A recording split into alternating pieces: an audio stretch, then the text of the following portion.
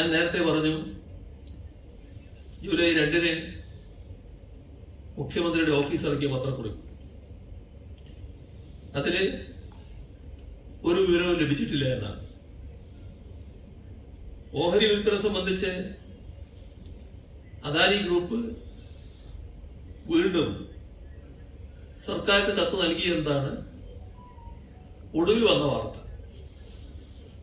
സർക്കാരിന് കത്ത് ലഭിച്ചോ ഇല്ലയോ അത് മുഖ്യമന്ത്രി വ്യക്തമാക്കേണ്ട കാര്യമാണ്. അദാനി കമ്പനി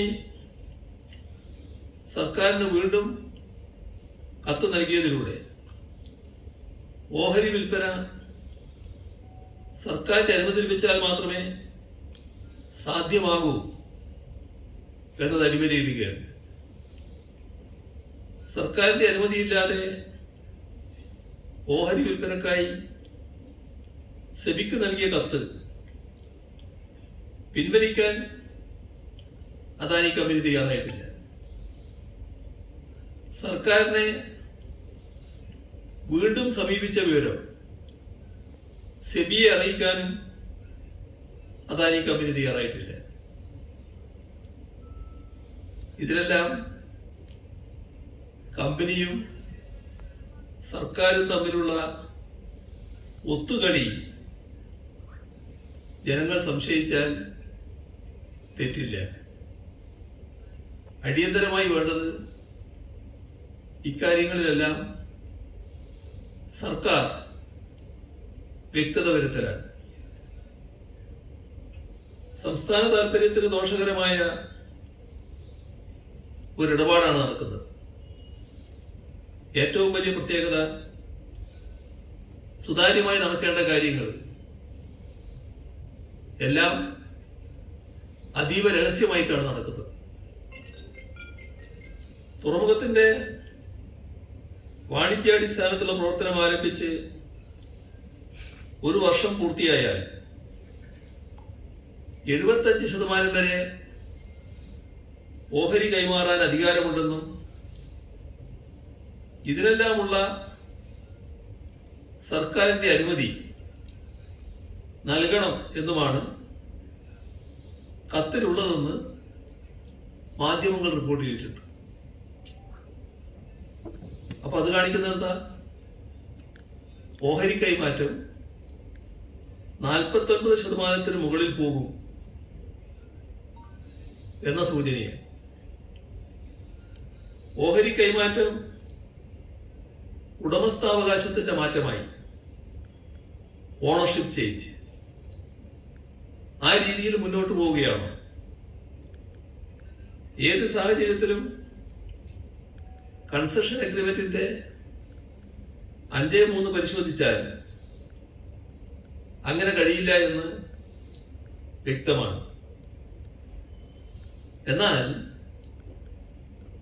ഫലപ്രദമായ നടപടി സ്വീകരിക്കേണ്ടത് സംസ്ഥാന സർക്കാരാണ്. ഇവിടെ സംസ്ഥാന സർക്കാർ ഈ വഴിവിട്ടി ആവശ്യങ്ങൾക്കെല്ലാം വഴങ്ങി അദാനിയുടെ താല്പര്യത്തിന് കീഴടങ്ങുമോ? അതാണ് ഇനി അറിയാനുള്ളത്.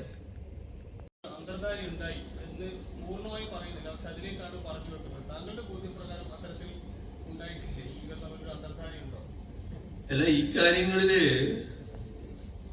നമ്മുടെ സംസ്ഥാനത്ത് നടക്കാൻ പാടില്ലാത്ത കാര്യങ്ങൾ നടക്കുന്നു.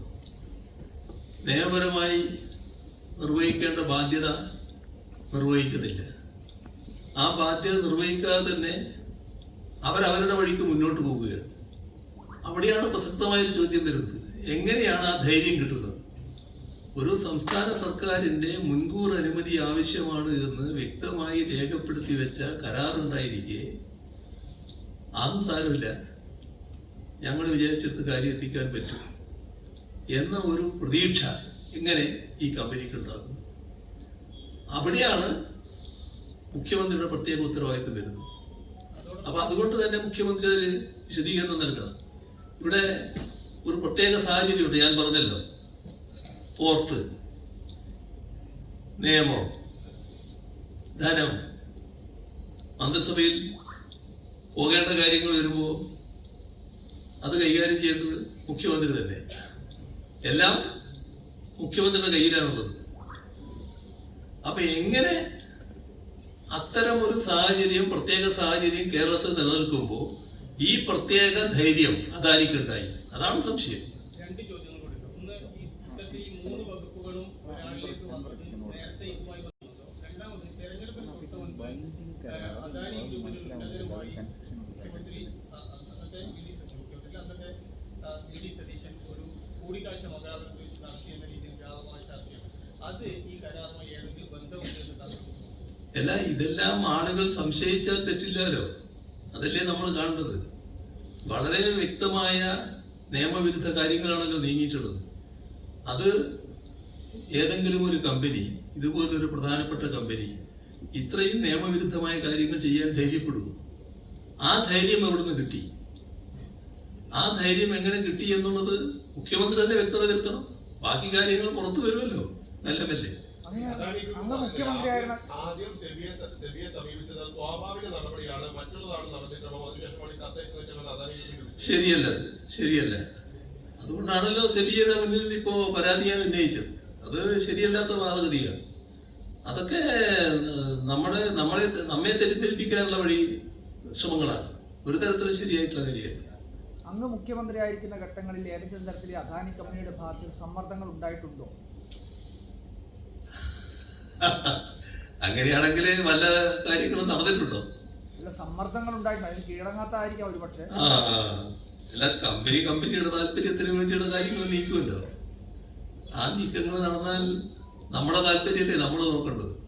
MSC പോലുള്ള ഒരു ബഹുരാഷ്ട്ര കമ്പനി പെട്ടെന്ന് ഈ സർക്കാർ അധികാരത്തിൽ വന്ന് ഒരു മാസം ആകുമ്പോഴേക്കും ഇങ്ങനെ ഒരു കാര്യങ്ങൾക്ക് സമ്മർദ്ദം ചെലുത്തുന്നു എന്ന് പറയുമ്പോൾ നമുക്കത് വിശ്വസിക്കാൻ കഴിയും?